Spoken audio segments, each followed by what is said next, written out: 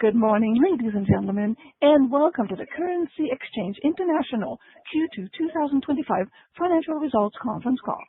At this time, note that all participants are in a listen-only mode. Following the presentation, we will conduct a question-and-answer session. And if at any time during this call you require immediate assistance, please press *0 for the operator. Also note that this call is being recorded on June 12, 2025. And I would like to turn the conference over to Bill Matulis, Investor Relations. Please go ahead, sir. Thank you, Sylvie. Good morning, everyone. Welcome to the Currency Exchange International Conference Call to discuss the financial results for the second quarter of the 2025 fiscal year. Thanks for joining us. With us today are President and CEO Randolph Pinna and Group CFO Gerhard Barnard. Gerhard will provide an overview of CXI's financial results and his latest perspective on the company's operations. Randolph will then provide his commentary on CXI's strategic initiatives, sales efforts, and business activities, after which we'll open it up for your questions. Today's conference call is open to shareholders, prospective shareholders, members of the investment community, including the media. For those of you who may happen to leave our call before its conclusion, please be advised that this conference call will be recorded and then uploaded to CXI's Investor Relations website page, along with the financial statements and MD&A. Please note that this conference call will include forward-looking information, which is based on a number of assumptions, and actual results could differ materially. Please refer to our financial statements, MD&A reports, for more information about the factors that could cause these different results and the assumptions that we have made. With that, I'll turn the call over to Gerhard. Gerhard, please go ahead. Thank you, Bill, and thank you, everyone, for joining today's call. These results are presented in US dollars, and my overview of the company, CXI, will also incorporate the results of the discontinued operations of Currency Exchange International. As a reminder, on February 18, 2025, the group announced its decision to cease the operations of its wholly owned subsidiary, Exchange Bank of Canada. The plan aims for the bank to cease all customer activity by August 2025, in preparation for administrative and financial statement audits required and an application to the Minister of Finance in Canada to discontinue Exchange Bank of Canada from the Banks Act. This voluntary discontinuance is expected to be completed in the fourth quarter of 2025, subject to the receipt of all necessary regulatory approvals.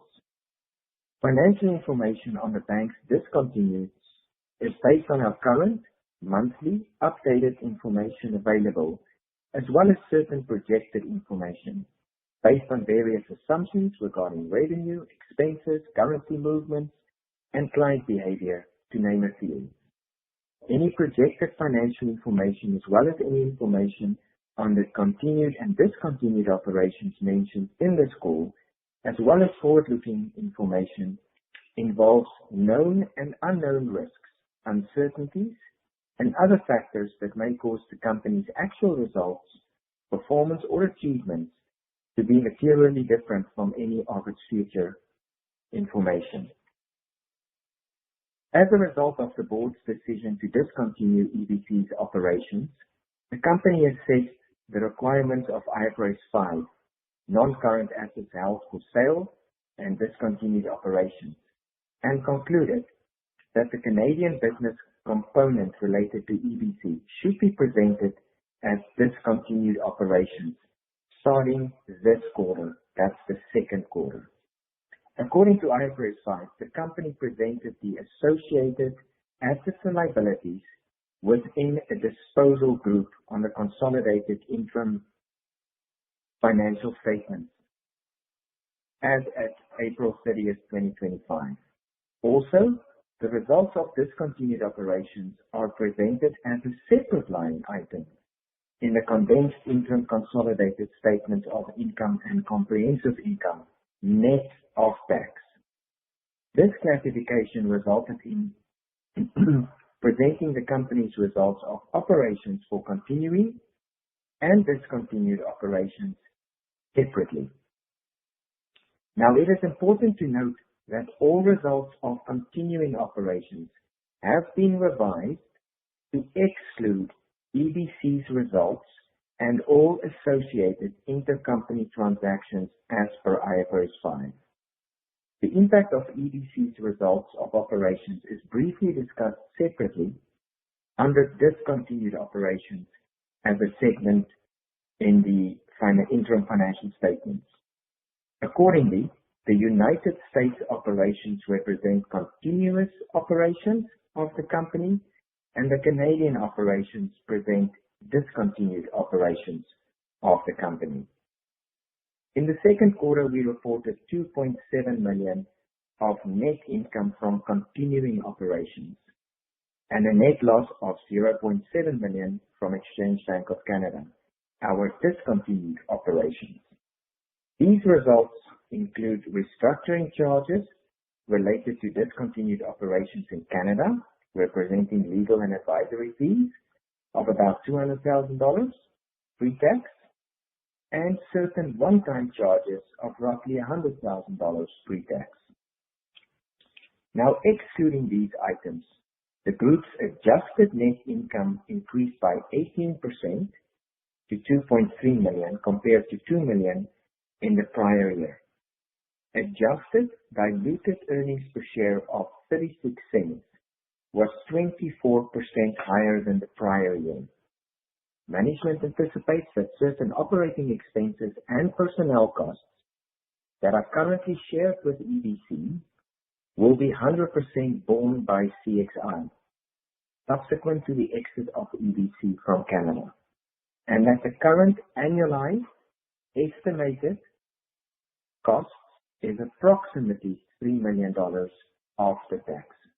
This estimate is subject to change throughout EBC's discontinuance process.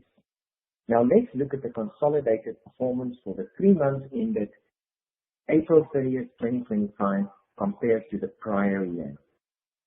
Before I go into details, I'd like to note that the company measures and evaluates its performance using a number of financial metrics and measures, some of which do not have standardized meanings under general accepted accounting principles or GAAP, and may not be comparable to other companies. Now, we call these measures non-GAAP financial measures and/or adjusted results. The company's management believes that these measures are more reflective of its operating results and provides a better understanding of management's perspective on the performance. These measures enhance the comparability of our financial performance for the current period with the corresponding period in 2024. Management included a full reconciliation of the key performance and non-GAAP measures in the MD&A. When we refer to reported results, we refer to the results as reported in the financial statements based on IFRS, International Financial Reporting Standards. When we refer to adjusted results, such as adjusted net income, we refer to performance non-GAAP measures.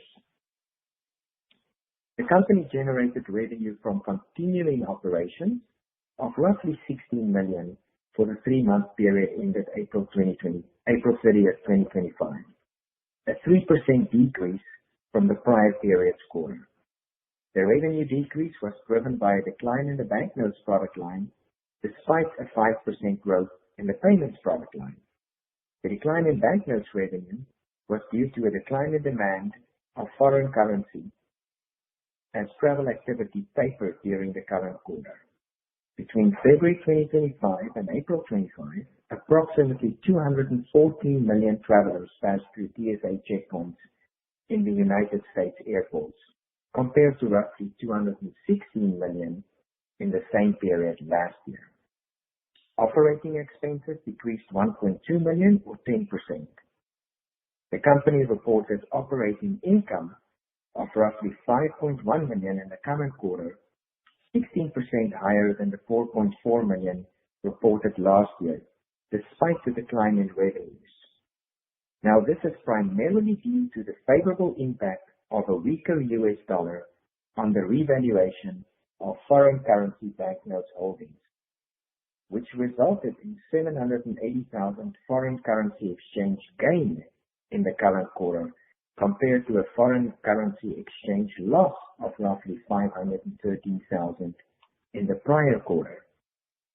The group's net income, including the results from discontinued operations, which is Exchange Bank of Canada, amounted to $2 million in the current quarter, compared to net income of $506,000 in the prior period's quarter, as last year's results were negatively impacted by a deferred tax charge of $1.4 million that was reported in EBC, which has been classified as discontinued operations.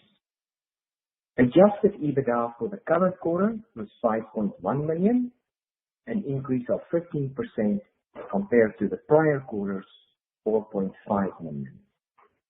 The following is a highlight of revenue by product line from continuing operations for the 3 months ended April 30th, 2025, compared to the previous 3 months ending April 30th, 2024. Now, Banknotes revenue had a 5% decline in combined wholesale and direct-to-consumer in the second quarter compared to the prior period due to a decrease in consumer demand for foreign currencies as the quarter started slower, followed by a gradual improvement towards the end of the quarter. The company experienced growth in domestic financial institution customers, while there was a decline in money services businesses. The business trading volumes on wholesale banknotes revenue was $653 million for the current 3-month period, compared to roughly $714 million in the prior period. Overall, wholesale banknotes accounted for 41% of total revenue, compared to 42% in the prior period. Direct-to-consumer banknotes revenue decreased roughly $380,000 or 6%. Despite the slight growth achieved through the online FX platform, driven by travel currencies, revenue generated via the other 2 delivery channels tapered slightly during the quarter. During the current quarter, the company added the state of Mississippi to its network, and the online FX platform can now service 46 states, including the District of Columbia. 4 additional states compared to the same period last year.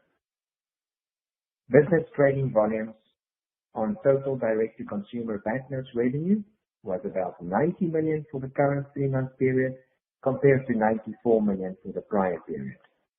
Direct-to-consumer revenue represents 42% in the current and prior quarter. Payments revenue. Revenue in the payments product line increased $135,000 or 5% in the 3-month period compared to the prior period, supported by a 13% increase in trading volume activity from existing financial institution customers and the onboarding of new customers. Business trading volumes on payment revenue were $1.4 billion for the current quarter compared to $1.27 billion in the prior period, and payments make up roughly 16-17% of our total revenue in the group. Now, the following is a highlight of the operating expenses for continuing operations for the 3 months April 2025 compared to the previous 3 months of last year. As stated above and throughout this document, all results of continuing operations have been revised to exclude EBC's results and all associated intercompany transactions. During the 3-month period ended April 30th, 2025, the company's operating expenses decreased by $1.2 million or 10% compared to the same 3-month period in the prior year. The ratio comparing total operating expenses to total revenue for the 3-month period improved to 68% compared to 73% for the 3-month period ended 2024, primarily due to the large foreign exchange gains realized during the current quarter. Salaries and benefit expenses increased when compared to the prior period's quarter, mostly driven by growth in headcount in our new vault in Louisville and the company-owned branch locations, in addition to general inflationary increases in salaries and benefits. Marketing and publicity costs increased over 100%, primarily due to the company's expanded focus on marketing initiatives, campaigns, retail investments, and establishing customer loyalty programs that support corporate goals with a focus on the direct-to-consumer business growth. Bank services charges represent bank charges associated with payments and banknotes transactions, but primarily driven by the payments product line. It is important to note that the CXI processes certain payments through EBC's correspondent bank and gets a chargeback allocated via intercompany allocations. Stock-based compensation includes a non-cash amortization expense related to the vesting of the company's equity-based stock options, in addition to cash-based rewards of RSUs and DSUs. The liability from DSUs and RSU awards is adjusted to reflect the closing price at the end of each quarter. During the current quarter, there was a net expense of roughly $65,000 related to outstanding DSUs and RSUs due to the impact of the decline in the stock price. This compares to expense of $285,000 for DSUs and RSUs in the prior quarter. Losses and shortages typically represent shipment loss in transit that the company self-insures, in addition to several other losses incurred in the normal course of business. In the current quarter, the company has managed losses in shipments better, in addition to some insurance recovery amounts related to shipments lost. So our losses and shortages are constantly decreasing. Foreign exchange gains or losses represents the net result of foreign currency exchange transactions after considering hedging and risk management strategies designed to reduce the inherent risk in the company's exposure to foreign exchange, thereby minimizing volatility in earnings. Net foreign exchange gains for the current quarter of $780,000 were primarily attributed to the impact of a weaker US dollar against the company's foreign currency banknote holdings, compared to the prior year's quarter, where the company had $513,000 loss on foreign currency losses. The company's hedging strategy is designed to mitigate downside risk while allowing the potential gains when foreign currencies strengthen against the US dollar. The euro was the largest contributor to the net foreign currency gains for the 3-month period ended 30 April 2025, and the prior period was impacted by losses realized primarily on the company's banknote holdings in Mexican pesos and exotic currencies. Interest on these liabilities reflect additional interest incurred for the corporate headquarters, as well as the Louisville vault that opened in the second half of last year. Interest expense decreased as a result of a decline in average borrowings. The company used the majority of its borrowing to fund EBC's operations, which started to taper during the current period. The average outstanding borrowings by the company amounted to close to $580,000 during the second quarter, compared to $1.3 million during the prior quarters, with the average interest rate on borrowing being 6.7% compared to about 7.7% in the prior year. Now, income tax expense in the current quarter is related to continuing operations in the United States. It primarily reflects an effective tax rate of 31%, where the majority of the increased expenses above the statutory rate was related to stock-based compensation that was impacted by a decline in the share price, as mentioned before. Summary of the results of continuing operations for the 6-month period.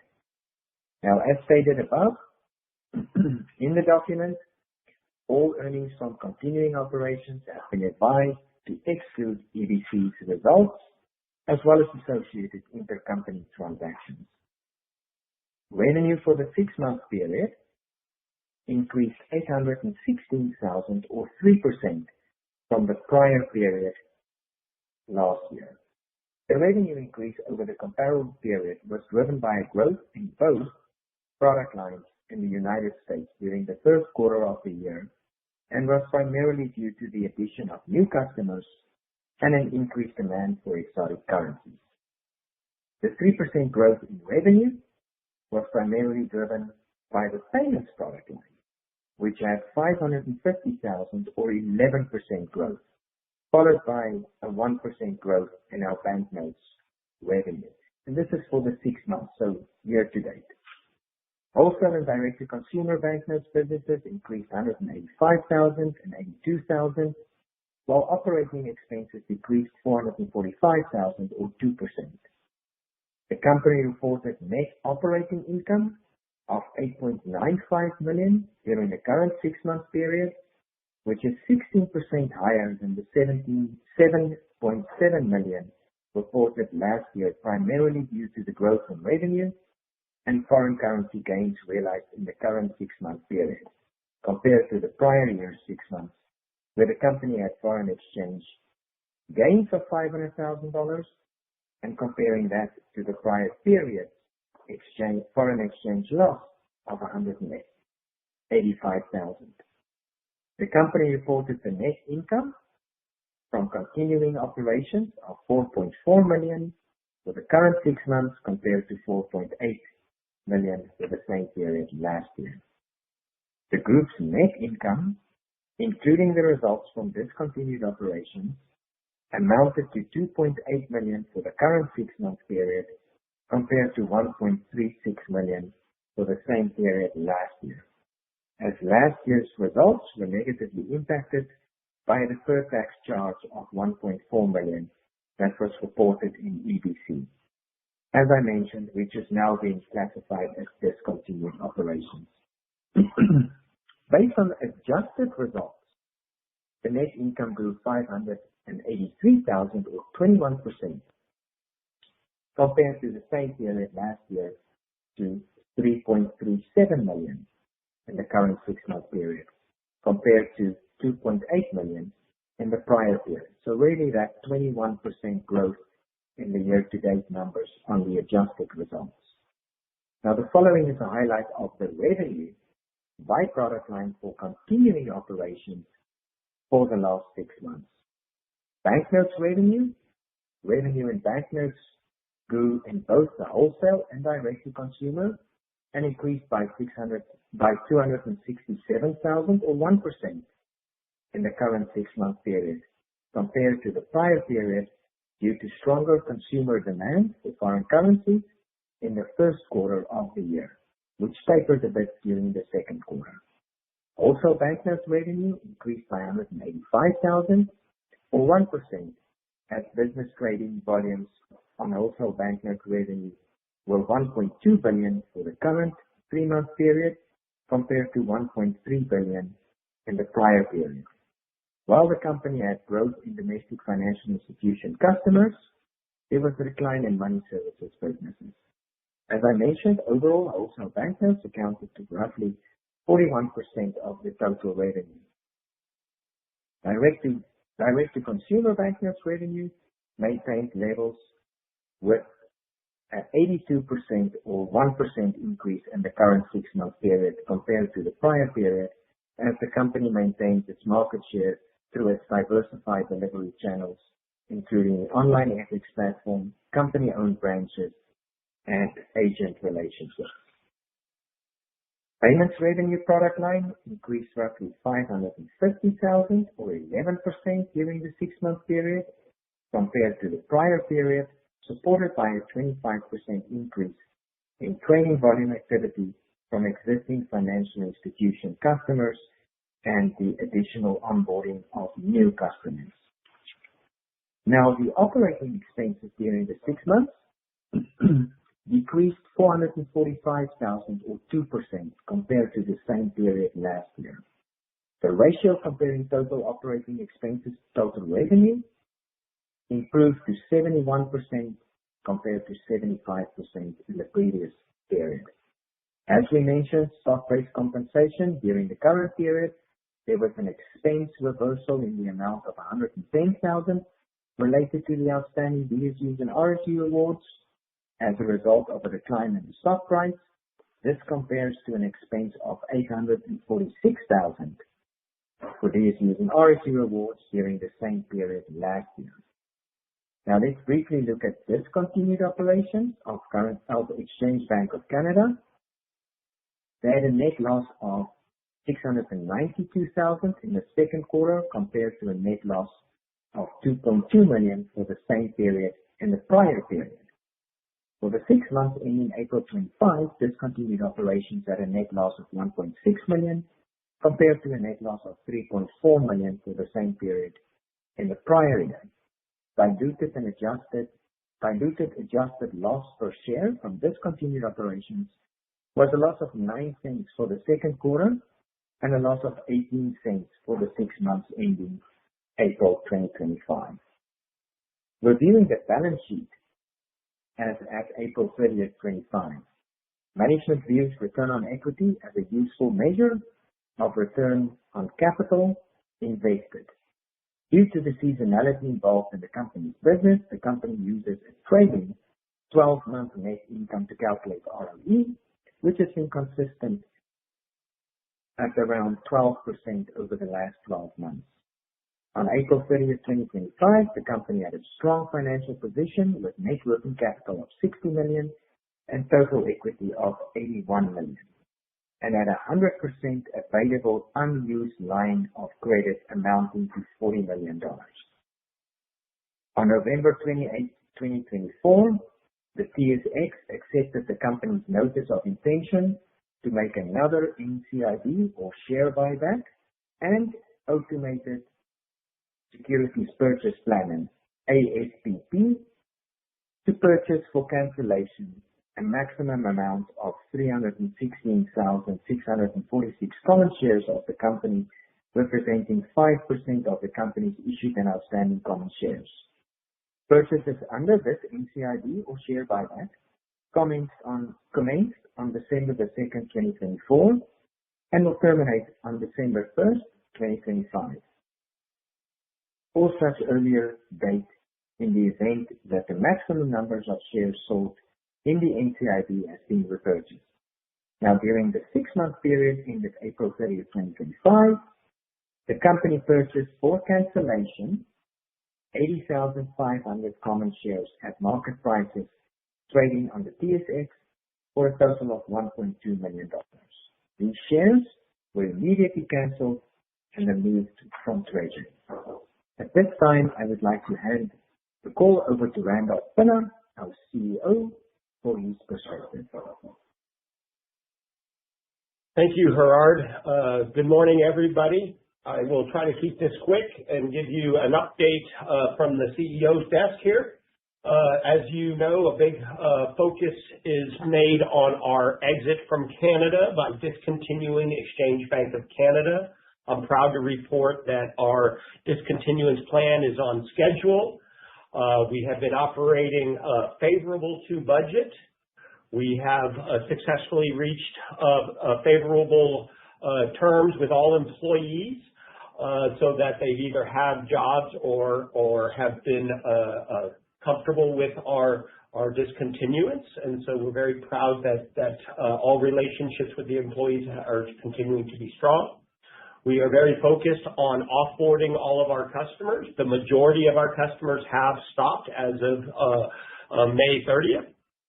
We do have a handful of domestic clients that, due to our service obligations, will continue to transact with Exchange Bank of Canada until August 30th, at which time all operations of Exchange Bank of Canada will cease. And the last few months of our fiscal year will be focused on the formal discontinuance that we hope to receive from the Finance Minister's office. Of course, with this in mind, my focus as CEO is not only to ensure the proper discontinuance and exit from Canada, but more importantly is the focus on CXI's overall strategy and the organizational structure of CXI to ensure significant growth, profitable growth for the years ahead. Our strategy session was quite robust this year, knowing that we no longer have our Federal Reserve relationship, our bank subsidiary, and no longer have the intercompany trading, transfer pricing, and all of the complications of running a multinational organization. Now that CXI and its continuing operations is 100% focused on its businesses that it has in the U.S. and its relationships, we have an updated strategic plan that is being presented to the board of directors this month for feedback and final approval in September, as usually done. Our strategy has not changed in the sense that payments and banknotes are our core focuses of the business. The payments business, being the much smaller part of the business, is still a high growth area we see. We are focused on continuing to add new customers, and that is through just raw new addition of customers, as well as the integrations with trading systems, wire platforms, allowing for new customers to have the one provider, one platform relationship that we seek to establish with many financial institutions in the U.S.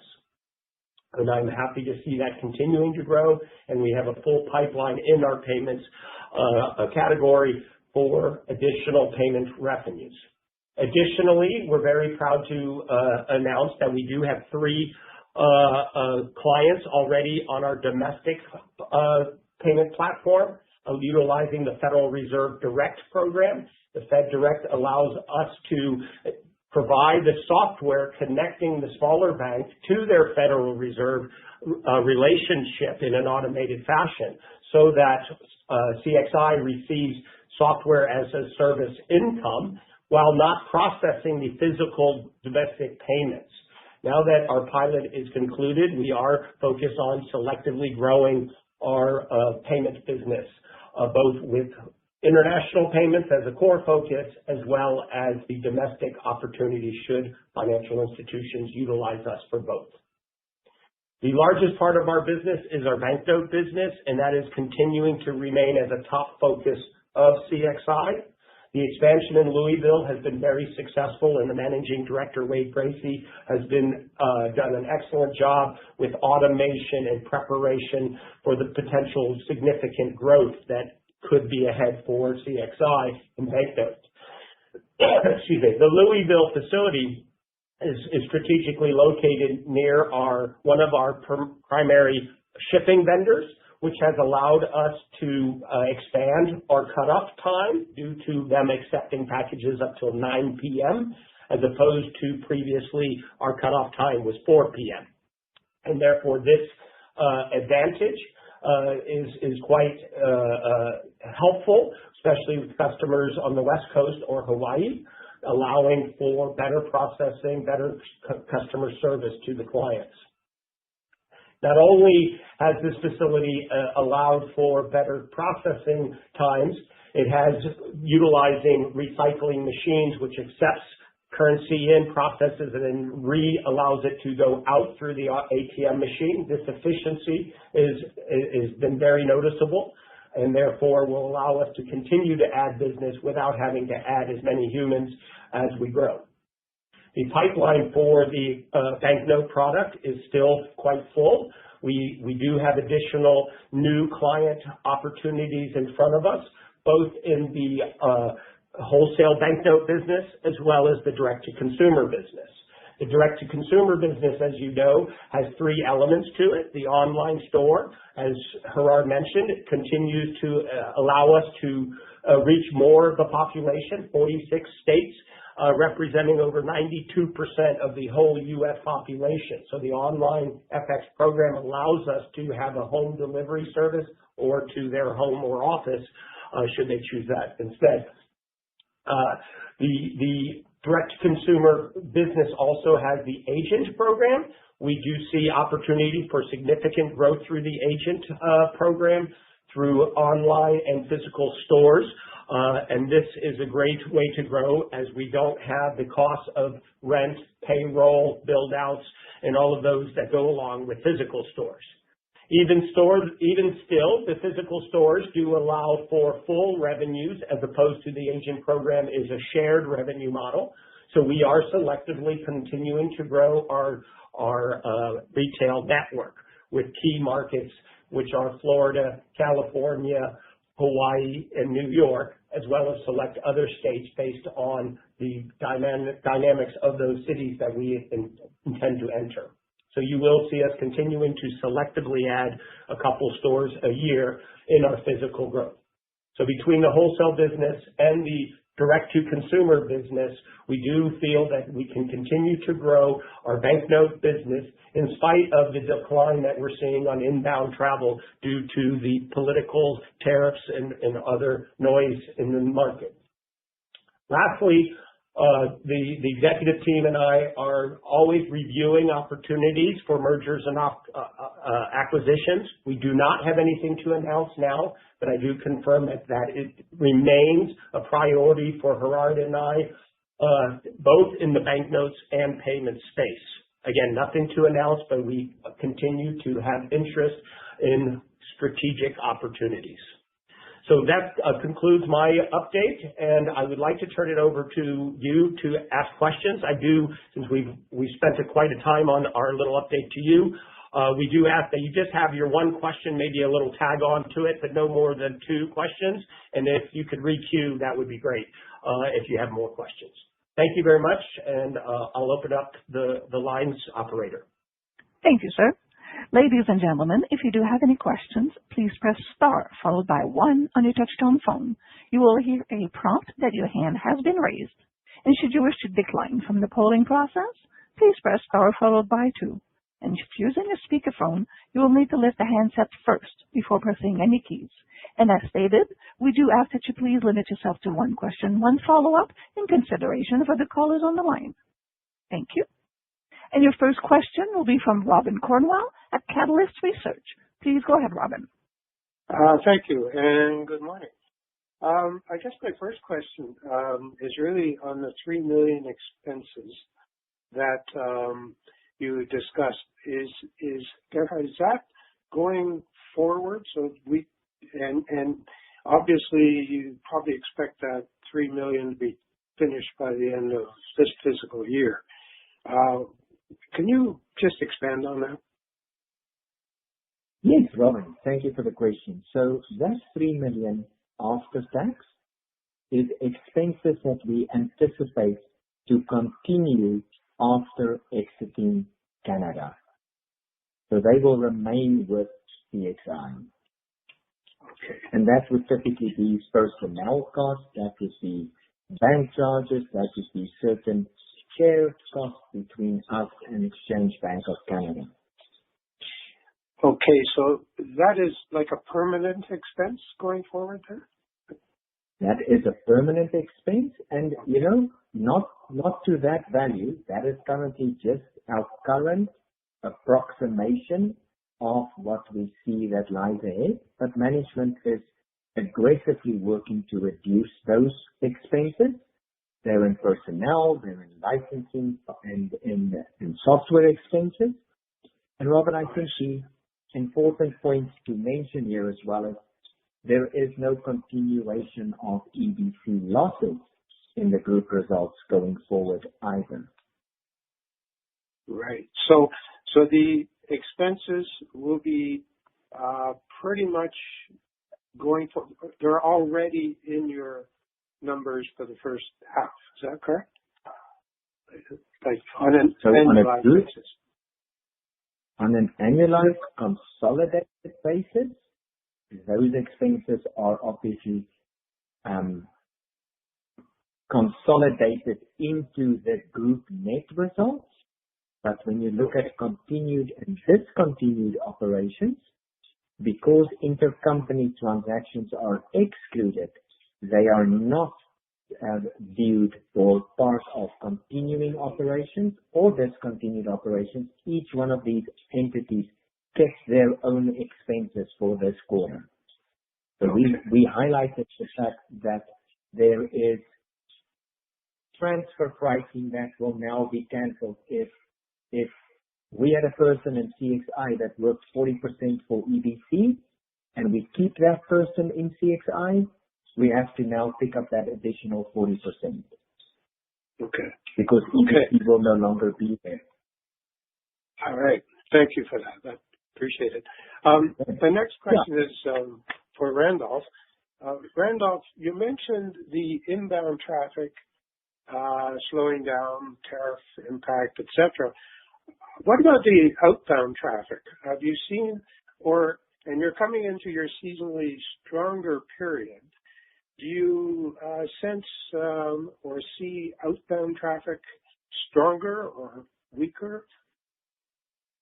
We have not, while it is noticeable that there are countries like Canada and select countries in Europe that seem to be what I'll call protesting with their feet by choosing to go to a different country instead of America this year. The outbound continues to be a strong business, and we have not seen much change.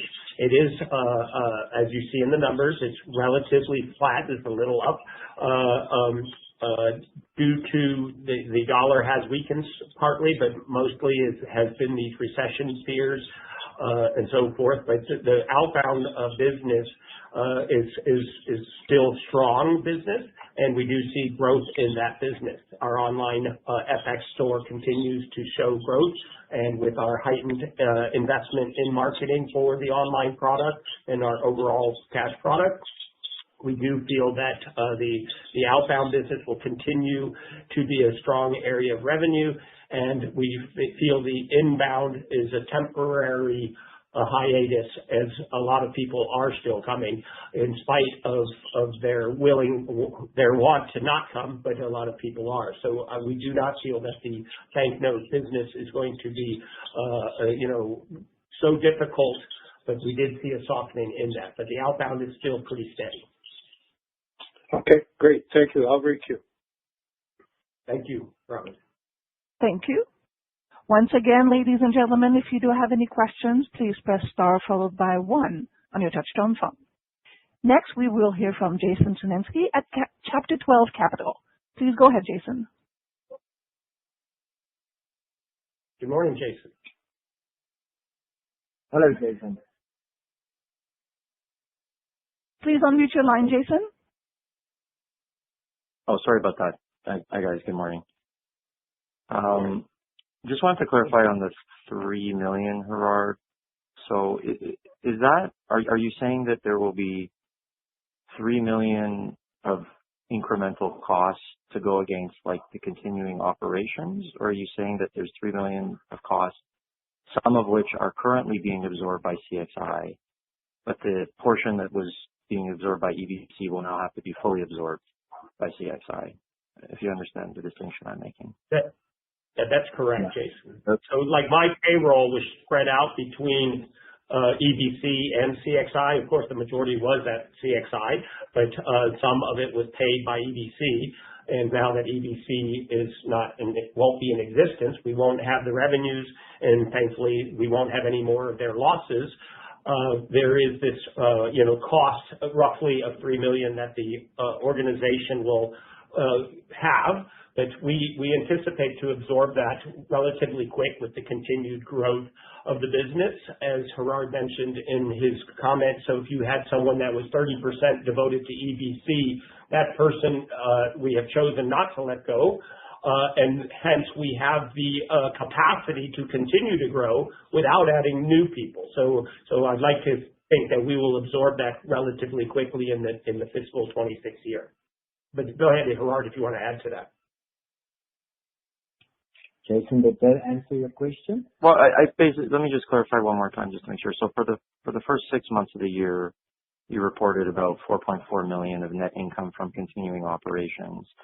So if I take that, am I to take that $3 million number divided in half and say that, pro forma, instead of reporting $4.4 million of net income from continuing operations, you'll report $2.9 million for the first 6 months of the year, or is the impact less than $1.5 million, sort of the half the year? The impact will be less than $1.5 million as we continue to manage those expenses down. But if you take continuing operations, which excludes any intercompany transactions or transfers or balances, you are correct. You have to look at that number, deduct it from continuing operations, to get your continuing operations number.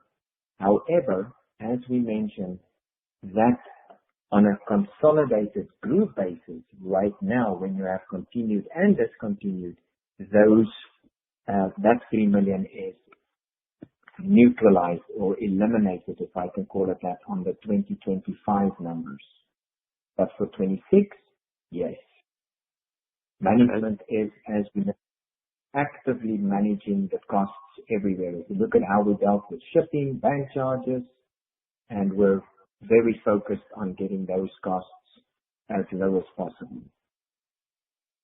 Okay, thanks for that. I think I've got it. I might just follow up offline to confirm. Maybe if I could just throw one more quick one in. The net working capital went down quite a bit, or even just the cash went down quite a bit quarter over quarter, and I think that's because of the classification of EBC to discontinued operations. But maybe, Gerard, if you can just elaborate on the decline in net working capital and whether there's any working capital that you expect to recover from EBC as you wind down the operations there. Yeah, I think you're spot on there, Jason. As we mentioned in our quarter one, we are aggressively and actively working on exiting Canada, and there is a potential of repatriating some of our capital from EBC over to CXI on discontinuance of Exchange Bank of Canada at the end of the process. Okay. All right. Thanks, guys. So if you just, and Jason, as you said, we can elaborate a bit more, but the interesting thing now is looking at everything in continued and discontinued. So if you think of that same question you asked for continuing operations, our working capital year over year for continuing increased from roughly 55 to 60 million. Because the number you see now on the balance sheet is continuing operations or CXI only. And I know that for the first quarter, this can be a bit more challenging to understand when you look at the balance sheet.